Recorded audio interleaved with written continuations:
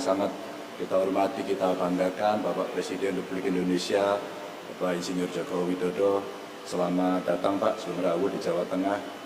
Tentu beberapa menteri yang hadir, Pak Menseska, selamat datang dari BUMN, Pak Doni. Terima kasih Pak. Terima kasih, mobilnya sudah sampai Pak. Kita segera lakukan PCR test nanti, lebih ngebut lagi. Dan tentu ada beberapa teman, Pak Wagub, Ketua DPRD dari Forkompimda Komplit, Pak Kajati, Pak Pangdam baru, lalu hadir juga Pak Kapolda dan seluruh staf ahli yang hari ini hadir. Bapak Ibu yang sangat saya hormati, izinkan kami menyampaikan bahwa perkembangan penanganan COVID yang ada di Jawa Tengah. Boleh langsung kita paparkan, Mas? Sedikit melaporkan kepada Bapak Presiden, ini progres penanganan pandemi COVID yang ada di Jawa Tengah. Slide. Boleh slide-nya? Kami sampaikan bahwa ini data real time kasus COVID-19 yang ada di Jawa Tengah. Jadi ODP-nya masih 50 ribuan. Kemudian dalam pemantauan kurang lebih 3,9 dan selesai pemantauan 46,6. PDP-nya masih 8,6, 8.000,6. Terus kemudian pasien dirawat masih 955, pasien sembuhnya 6.500. Terus kemudian pasien meninggalnya sekitar 1.100-an. Yang positif masih 3.996, yang dirawat 1.818 dan pasien sembuhnya 1.856 dan pasien meninggalnya 322. Next. Pak Presiden yang sangat saya hormati, inilah gambar yang dulu semua sudah merah Pak. Alhamdulillah sekarang posisinya sudah mulai ke orange dan ke kuning. Sehingga risiko tinggi sekarang kita konsentrasi pada kota Semarang, Demak, dan kemarin Jepara. Ini ada pantauan-pantauan kita. Namun demikian, kita tidak bisa melepaskan dari area Semarang Raya. Dalam hal ini ada kota Semarang sendiri, ada Kendal, Demak, di samping itu sebenarnya ada Kabupaten Semarang, Salatiga.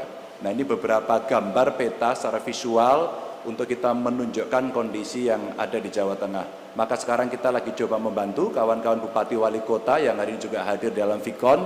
Mereka pasukan-pasukan di depan yang kita minta untuk mengamankan daerah masing-masing. Lanjut. Next. Bapak Presiden yang saya hormati, jadi ada penambahan sebelumnya. Kembali, ya. Ini jumlah kasus baru meninggal. Jadi kami mencoba untuk melakukan satu analisis dari pasien yang meninggal. Jadi ada penambahan kasus, ini terbanyak terjadi pada minggu ke-26, ada 922 kasus. Ini salah satunya karena kota Semarang memang sangat aktif melakukan pemeriksaan, bukan rapid tapi PCR. Dan sudah melebihi dari target.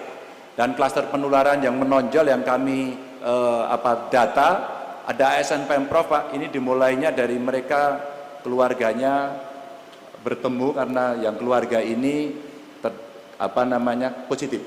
Lalu mereka bertemu dan ini membawa kepada teman-teman sekitarnya. Ini yang sekarang langsung kita isolasi semuanya. Ada pegawai PLTU dan perasal tradisional di Kota Semarang, ada panti lansia dan Polres yang ada di Kabupaten Rembang. Kami sudah koordinasi dengan Polda untuk kita lakukan satu isolasi di sana. Lalu ada nakes dan pegawai PLTU yang ada di Jepara. Selebihnya yang selalu masih kita terus saja ajak bicara dan lakukan tes adalah klaster dari Ijtima Goa dan Temboro yang di semua tempat rasanya ada. Lanjut. Bapak Presiden yang saya hormati, ternyata dari kasus kematian yang tinggi, saya atau kami melakukan analisis terhadap riwayat penyakit. Ternyata tertinggi Pak Presiden itu karena hipertensi. Yang kedua karena diabetes. Yang ketiga karena ginjal kronis, lalu ada gagal jantung, jantung koroner, asma, stroke, dan lain-lain. Ini kondisi yang mereka kemudian sangat cepat prosesnya, dan kita memang membutuhkan perhatian, maka identifikasi sejak awal ini yang kita lakukan. Lanjut.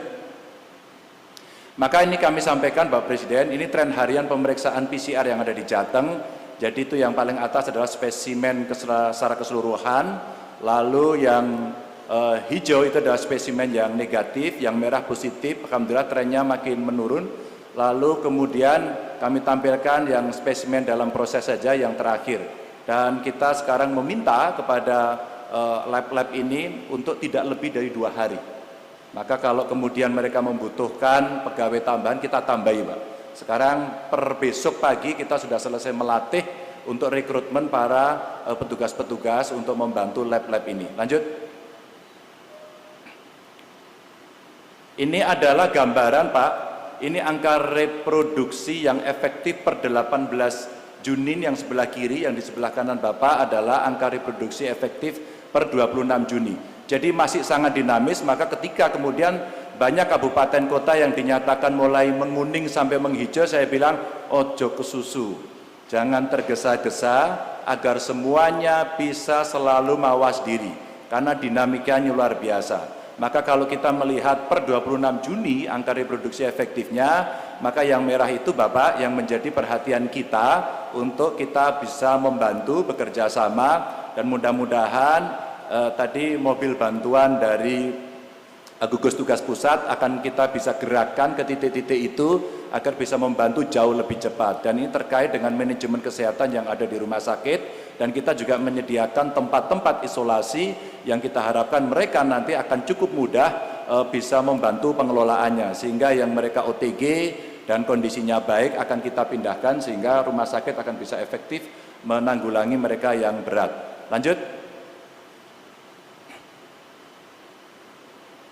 Bapak Presiden yang hormati, kemarin kita sudah putuskan, akhirnya pada daerah-daerah ini akan kita lakukan pendampingan. Langkah yang kita ambil adalah membentuk korwil ke-6 ekskarisidenan, agar lebih kecil lagi dan bisa efektif dan terkoordinasi.